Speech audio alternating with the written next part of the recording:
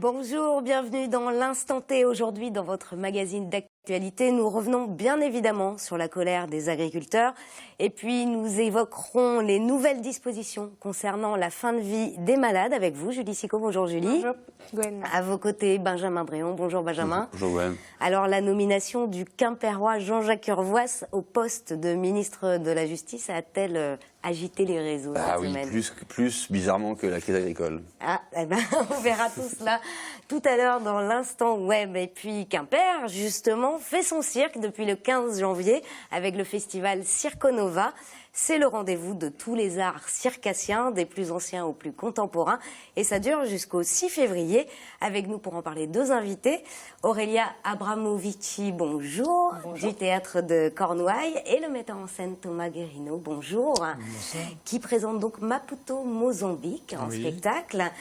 Sur le plateau également avec nous, Dimash Ederfio, bonjour à vous. Deux des 6 artistes de votre compagnie, Thomas, qui nous feront tout à l'heure une petite performance en live. Mais tout de suite, place à l'actualité de ce jeudi 28 janvier dans le Finistère. Et les agriculteurs ont poursuivi leur blocage ce jeudi un peu partout en Bretagne. C'était le cas sur de nombreux axes d'Ille-et-Vilaine, des Côtes d'Armor et du Morbihan. En revanche, dans le Finistère, après un mercredi noir entre Brest et Quimper, pas de barrage ce jeudi sur les voies express. L'heure était plutôt au nettoyage et aux réparations. Tous les regards étaient tournés vers Rennes où se tenait ce jeudi après-midi une table ronde avec le préfet de région. Table ronde boycottée par les syndicats agricoles ainsi que par l'Union des groupements de producteurs de viande de Bretagne. Le point avec nos confrères de TVR 35. Une réunion avortée ou plutôt reportée.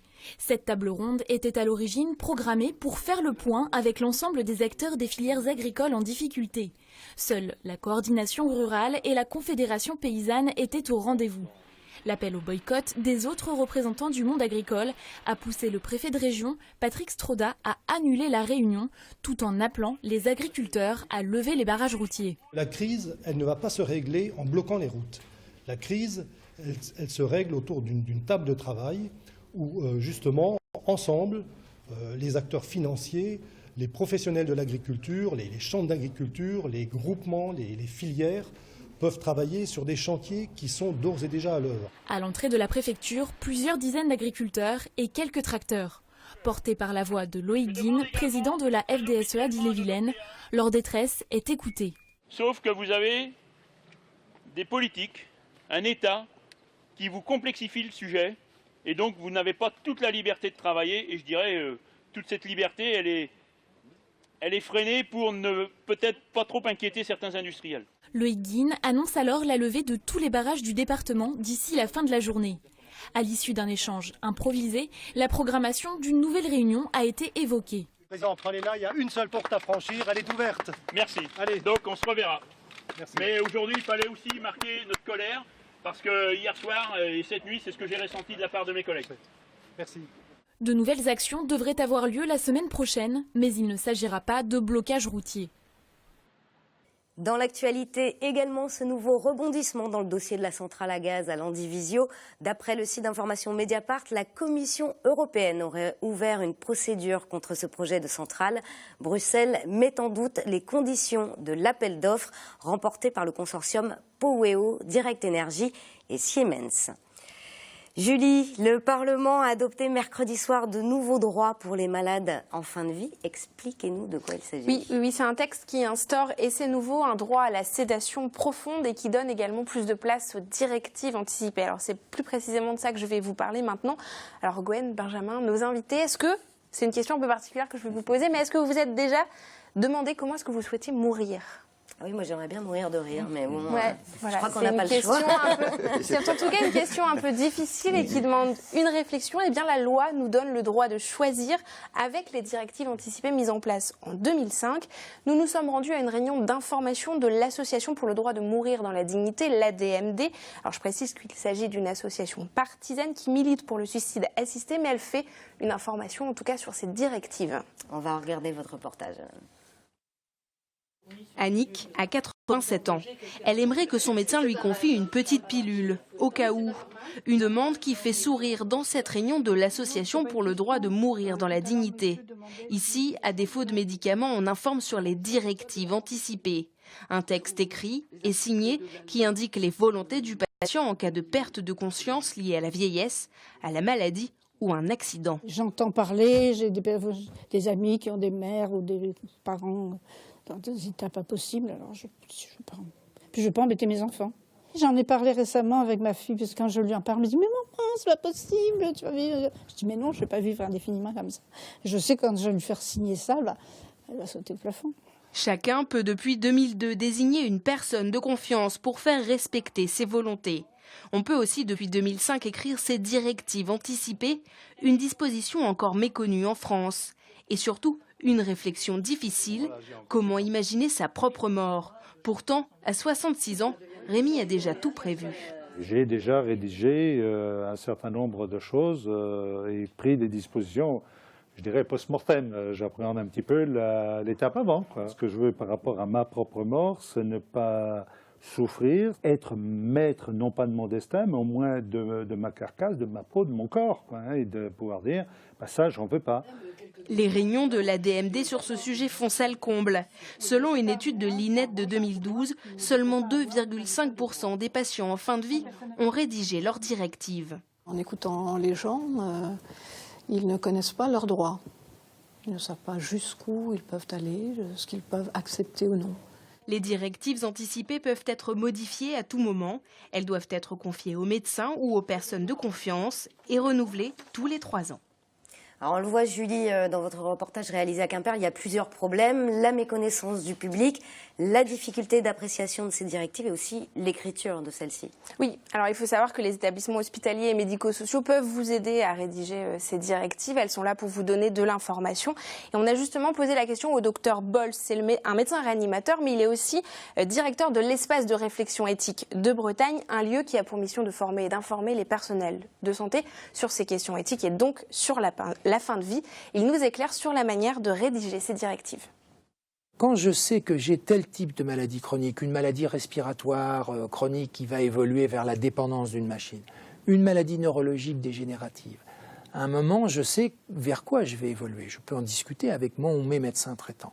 Et à un moment, quand j'aurai commencé à avoir des complications, enfin bref, vous voyez l'évolution de la maladie, alors je vais être plus à même de savoir jusqu'où je veux aller. Mais certainement, écrire des directives anticipées qui aient du sens pour soi, c'est avoir maturé une réflexion sur non seulement qui on est, mais qu'est-ce qu'on traverse, qu'est-ce qu'on va traverser et où est-ce qu'on met la limite à ce qu'on veut traverser. Et c'est pas extrêmement facile à écrire. Alors Julie, est-ce que réellement ces directives sont appliquées? C'est là où se pose toute la question quand on sait que seulement la moitié des médecins sont informés des dispositions qui existent pour la fin de vie et que seulement 10% de la population connaît également ces pratiques. Alors cela devrait évoluer avec la loi votée cette nuit, dans la nuit de mercredi à jeudi. Elle tend désormais à ce que les médecins dialoguent de manière plus systématique de ce sujet avec les patients. Le professeur Bols répond justement à cette question, est-ce qu'elles sont appliquées? Il revient pour nous sur sa propre expérience de médecin réanimateur. Il faut savoir que près de 600 patients passent dans son service chaque année et que seulement à peine une dizaine ont préparé des directives anticipées. On l'écoute. Il y a 2 cas de figure où on les a avant l'arrivée de la personne, où on les retrouve après. Le plus souvent, c'est on les retrouve après. Quand on écrit des directives anticipées, un des gros problèmes, c'est d'abord de dire à quelqu'un qu'on les a écrites, et puis deuxièmement, de savoir où elles sont. Et on ne les a pas nécessairement sur soi. Donc l'expérience, c'est un petit peu ça. C'est qu'est-ce que veut vraiment dire la personne dans ses directives anticipées? Où est-ce qu'elle en est dans son traitement et quel est pour nous l'espoir de l'en sortir de là, vous voyez? Et ensuite, à partir de ces 2 éléments conjugués, l'objectif est évidemment de chercher à répondre à sa volonté, sans lui faire perdre de chance indue. Alors pour être sûr que les médecins appliquent au mieux les directives anticipées, la nouvelle loi impose maintenant aux médecins de respecter ces directives, alors qu'avant, elles n'étaient qu'indicatives, ces directives. Alors 2 exceptions tout de même avec cette nouvelle loi, en cas d'urgence, ou si ces directives apparaissent inappropriées aux médecins. Merci beaucoup Julie pour tous ces éclairages. Et on prend le chemin de l'école pour découvrir une nouvelle méthode d'apprentissage pour des élèves de maternelle. Ça s'appelle 2 mots par jour. Près d'une 50aine de classes bretonnes l'expérimentent, en majorité dans les Côtes-d'Armor. Immersion dans l'une de ces classes pilotes à l'école Curie de Saint-Brieuc avec Anne Burlot. Dans cette école maternelle de Saint-Brieuc, les enseignantes testent une méthode d'apprentissage originale. Pourquoi tous les jours, avec Lulu, on apprend des mots? Ambre. Pour bien lire, oui. On ne sait pas encore lire, mais on commence à apprendre à lire. Chaque jour, les élèves apprennent 2 nouveaux mots de vocabulaire, sous forme de jeux et de devinettes. C'est une partie du corps humain entre le pied et la jambe. Awen? Cheville. Ces séances, qui durent seulement 10 minutes, sont nées à la suite d'un constat. Dès l'âge de 5 ans, il y a 5 ans de différence entre les plus faibles et les meilleurs. Donc grosso modo, les plus faibles connaissent environ 500 mots, quand les meilleurs en connaissent 2500. Ce qui est problématique dans ces résultats, c'est qu'on sait que cette différence, elle prédispose d'emblée les élèves les plus faibles vers la difficulté à entrer dans la lecture, dans l'écriture. Ce dispositif permet donc de lutter contre ces inégalités liées à l'éducation. Mais pour que les mots soient parfaitement intégrés par les enfants, il faut qu'ils soient étudiés dans différents contextes. Le roi entend la reine. Bravo. Pour être acquis, un mot doit être vu une dizaine de fois dans des contextes différents. Et dans l'idéal, il faut qu'il soit lu, dit et écrit. Donc, ce que font les enfants, puisque lors de la phase de découverte des mots, il est découvert, il est lu avec l'enseignant. Il va être ensuite dit plusieurs fois pendant les jeux. Et ensuite, il est écrit quand ils écrivent des histoires. Parmi les exercices ludiques, des phrases à trous, le jeu de loi, la bataille des syllabes et même une application sur tablette. Ça c'est dent, cœur, et là t'écris quoi? Louise. Après 3 ans d'expérimentation auprès des écoliers de la petite section à la grande section, les progrès sont flagrants. Les enfants sont producteurs d'écrit beaucoup plus tôt. Ils comprennent mieux le sens de la lecture, à quoi ça sert des mots, qu'il faut les mettre dans un certain ordre pour faire des phrases. Il y a beaucoup d'acquis qui sont déjà présents avant d'entrer en CP, donc ce qui permet de rentrer peut-être plus vite en lecture. Et je pense que les enfants les plus fragiles, ils auront posé plein de compétences qui leur permettent de rentrer beaucoup plus facilement dans la lecture. D'autres établissements bretons ont mis en pratique cette méthode, comme à Rennes, Saint-Malo, Vannes et Brest. Et les 2 mots du jour que nous allons apprendre sont festival et cirque, et ce sont nos invités qui nous les proposent. Aurélia Abramovici, vous êtes chargée de communication au Théâtre de Cornouailles à Quimper, scène qui accueille et programme jusqu'au 6 février les spectacles de la 5e édition du festival Circonova, un festival des arts du cirque auquel vous participez, Thomas Guérino. Oui. Vous êtes le metteur en scène de Maputo, Mozambique. Vous jouez lundi et mardi ce spectacle de jonglage musical, c'est ça pour le moins original. Expliquez-nous comment est né ce spectacle. Alors c'est une jeunesse très singulière, puisqu'en fait j'ai été invité au Mozambique en 2011 pour faire découvrir le jonglage au Mozambique, parce que l'Afrique n'est pas du tout une terre de jonglage. Et du coup, on est tombé amoureux, avec les jeunes artistes que j'ai rencontrés là-bas. Et donc je suis revenu 7 à 8 fois des périodes de 3-4 semaines pour leur apprendre à jongler et puis écrire un spectacle de jonglage musical, parce que moi c'est un travail que je mène depuis des années. Et donc le spectacle a été créé 2 ans et demi après cette première rencontre. Il a été créé au Festival Africolor en décembre 2013. Et puis depuis 2 ans, il rencontre énormément de succès, ce spectacle, qui est donc le premier spectacle de jonglage africain de l'histoire. Rien que ça. Rien que ça. Et il est chez nous ce soir aussi, oui. En plus d'être au Festival Circonova. Avant d'aller plus loin, on va voir tout de suite ce que ça donne, parce qu'il jongle avec différents accessoires. Et là sont présents Dimash et Dertio, 2 des 6 artistes jongleurs donc de Maputo, Mozambique, qui vont nous faire une démonstration avec des sacs plastiques. Allez-y, je vous en prie, installez-vous.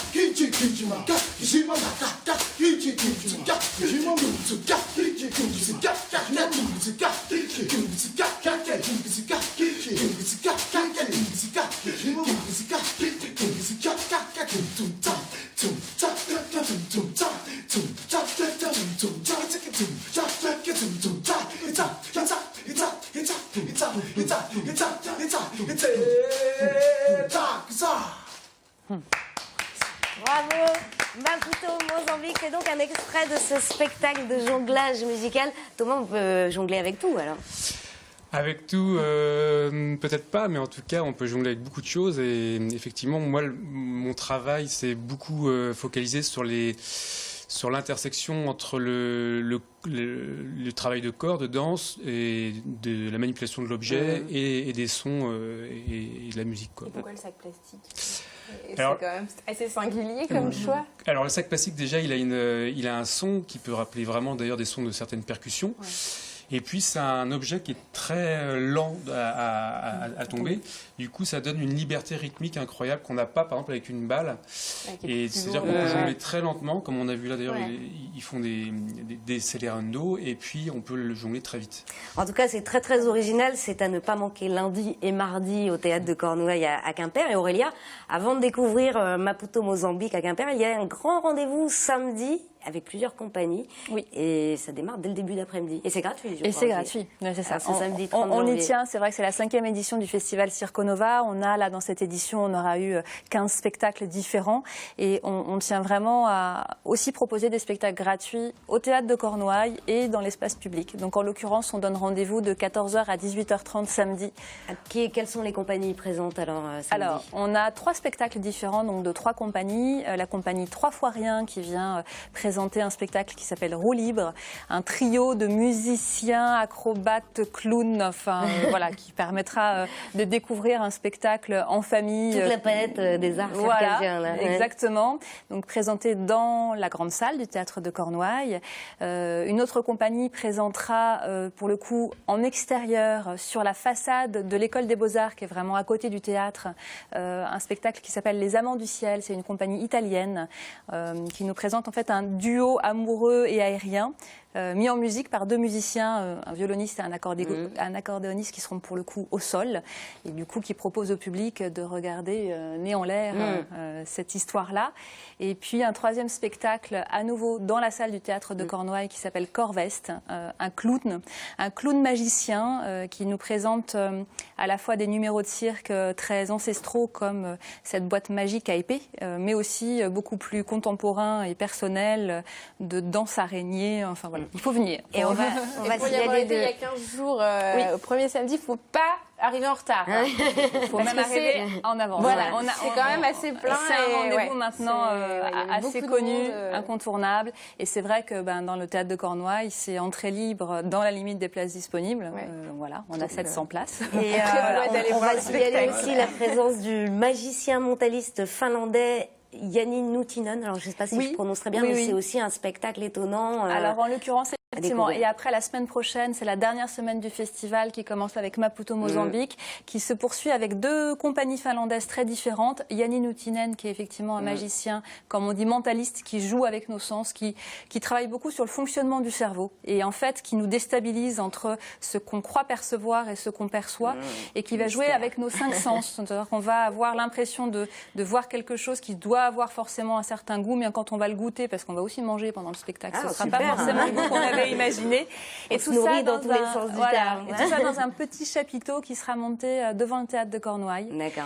Et on finit le festival avec une autre compagnie finlandaise, la Racers Company, qu'on avait déjà accueillie il y a plusieurs années, qui revient avec un spectacle qui s'intitule Super Sunday. Pour le coup, ces artistes très audacieux. C'est très coloré aussi. Hein. Peur de rien, dans un décor de fête foraine, effectivement. Très rapidement, Thomas, ces festivals, c'est vraiment l'occasion de découvrir d'autres publics, mais aussi d'autres artistes? Alors, je vous avoue que d'autres artistes, alors j'ai plein de, je conseille très fortement Yanni, d'ailleurs toute la programmation, mais parce que c'est un super ami à moi, et j'ai plein d'amis qui jouent, mais en fait, nous on est arrivés hier et on va repartir assez vite. Nous on ira les découvrir en tout cas. Merci à vous d'être venus sur le plateau. Je rappelle donc que le festival Circo Nova, ça se poursuit jusqu'au 6 février à Quimper, et tout de suite on passe à l'instant web. Alors Benjamin, on est sérieux là, on parle politique. C'est ça, on va être très sérieux. En fait, c'est un peu le cirque politique. C'est ça, ça a été parfois. Bon, cette semaine en Bretagne, c'est évidemment les agriculteurs qui ont tenu le haut du pavé, mais la tonalité des commentaires à leur rencontre n'a pas tellement changé depuis la semaine dernière. Hein. C'est un peu de soutien et beaucoup de rejet, pas tellement sur le fond, surtout sur la forme des mobilisations, la casse, la gêne occasionnée, etc. Bon, faut dire que sur les réseaux, ils se sont fait enfoncer, mais alors proprement, et surtout en matière de rejet, parce qu'ils sont loin, mais très très loin derrière d'autres manifestants qui ont établi un nouveau record d'impopularité, c'est les taxis parisiens. Alors là, faire autant l'unanimité contre soi, chapeau, vraiment carton quoi. Et puis sur la façon dont les réseaux sont intéressés à l'actualité, il faut dire que c'est quand même le remplacement de Christiane Taubira par Jean-Jacques Urvoas qui a fait tilter Twitter. Taubira, je sais pas si vous, Christiane Taubira, je sais pas si vous vous souvenez, maintenant qu'elle a disparu. Mais bon, elle avait une capacité à électriser les réseaux qui forçait l'admiration. En gros, ses supporters versaient dans l'idolâtrie premier degré et ses adversaires dans la détestation totale, frisant et même parfois dépassant franchement les limites de la décence. À tel point que d'ailleurs, je pense qu'il y a toute une frange de l'échiquier politique qui doit se sentir, qui en avait fait sa cible principale et qui doit se sentir un peu orpheline aujourd'hui. Alors c'est pas de bol d'être orphelin, c'est ceux qui sont contre l'adoption pour tous. Bref, peu importe, Urvoas là-dedans, vous allez me demander, eh ben, il n'a pas dû vous échapper, qu'il a une caractéristique tout à fait majeure, c'est qu'il est breton. Et oui, alors... évidemment, il y a pas mal de gens qui s'en félicitent. Dimitri Lours, par exemple, qui trouve que ça va quand même devenir difficilement tenable de dire que le gouvernement n'aime pas la Bretagne. Tout le monde s'en félicite pas pour autant, et notamment la brestoise, l'élue brestoise tendance à nard, Julie Le Goïc, qui trouve que ça va devenir un poil flippant d'être opposant au PS en Bretagne. Elle cite Le Drian et Urvoas. Le dit Urvoas a quand même en Bretagne, il faut le dire, une assez large base de fans qui soulignent sa sagesse, sa force de travail, etc. Là, on a un tweet de l'élu quimpérois Jean-Marc Tanguy, même la sarkozyste Agnès Lebrun a salué hier sur Facebook un homme de talent. Quand même, c'est ce qu'on appelle faire l'unanimité. Donc c'est surtout des fans bretons, vu que pour l'instant le personnage est pas très connu du grand public au niveau national. Alors en plus, ça va peut-être changer, mais ça lui a valu mercredi soir dans le petit journal de Canal+, un portrait en technocrate un peu sinistre, assez étonnant pour ceux qui ont côtoyé Jean-Jacques Urvoas, que ce soit à la fac de Brest ou dans ses fonctions politique, la vie étant globalement, non seulement il est brillant, mais en plus il est assez mauvais esprit, et à l'occasion, franchement drôle. Tant mieux, cet humour lui aura peut-être permis d'apprécier des soutiens plus inattendus, comme celui de cet avocat qui trouve que dans le Finistère il pleut à seau. Arf, bonjour le jeu de mots. Bon, il pourra aussi prendre du recul sur le fait qu'on lui rappelle à l'envi depuis hier, évidemment, quelques petites boulettes qu'il a pu commettre dans une carrière politique. Ça arrive, donc cette critique du RAID en plein assaut contre Mohamed Merah, c'était évidemment pas son meilleur moment. Ou une note de blog dans laquelle il écrivait en 2010 que la défiance de nationalité était une mesure, je cite, spectaculaire et totalement inefficace. Alors, comme il a été nommé pour la défendre, ça va être un peu difficile. Bon, sa chance dans cette histoire, c'est que cette note de blog, on pouvait pas la retrouver hier, parce que le blog était plus en ligne. Alors, on croyait qu'il avait fermé lui-même, et ben pas du tout. Il semblerait que ce soit des anonymous, donc des activistes des réseaux, en tout cas des gens qui se décrivent comme tels, qui l'ont attaqué pour fêter sa nomination et qu'on remis une couche ce matin en expliquant Urvoas on t'aura. Alors, on ne sait pas encore ce qu'il lui reproche précisément, sans doute la loi renseignement, bien sûr. Peut-être aussi que lui, il est sorti de l'anonymat. Et c'est les Anonymous qui ont écrit qu'il était fan de Mylène Farmer ou il est vraiment fan de Mylène Farmer? Non, c'est lui qui dit qu'il est fan de Peut-être qu'il aurait mieux valu que ça soit les Anonymous. Il l'a dit à plusieurs reprises. Il l'a dit à plusieurs reprises. Et un grand spécialiste de soda également, il paraît. Merci beaucoup, Benjamin. Merci à tous d'être venus sur ce plateau. C'est la fin de l'Instant T. Demain, vous retrouvez Pauline. Et d'ici là, passez une excellente soirée sur TBO. Ciao!